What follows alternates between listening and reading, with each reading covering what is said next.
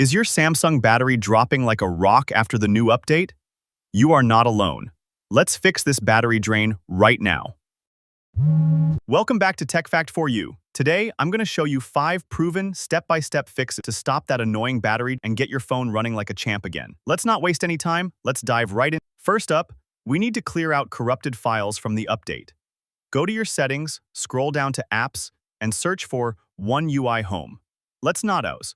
Once you find it, tap on it, scroll down to Storage, and hit Clear Cache at the bottom right. Clearing the cache gets rid of buggy code left over from the OA that's silently eating your battery.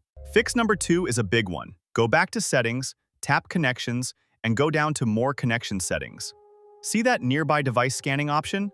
Turn it off. This feature is constantly pinging the area for smart devices and printers, draining your juice in the background.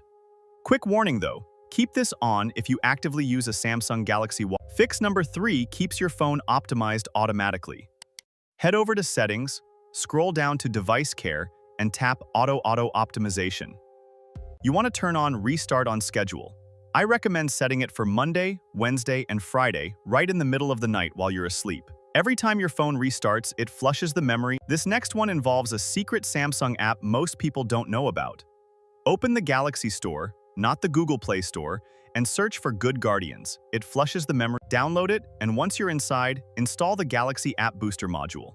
Run it and tap Optimize Now. This takes a few minutes, but it optimizes every single app on your phone for the new OS. Finally, fix number 5. Go to Settings, back into Device Care, tap on Battery, and then Background Usage Limits. Make sure Put Unused Apps to Sleep is toggled on. Then, tap on Deep Sleeping Apps. Hit the plus icon at the top right and add any apps you rarely use but don't want to delete, like that one shopping app you use once a year.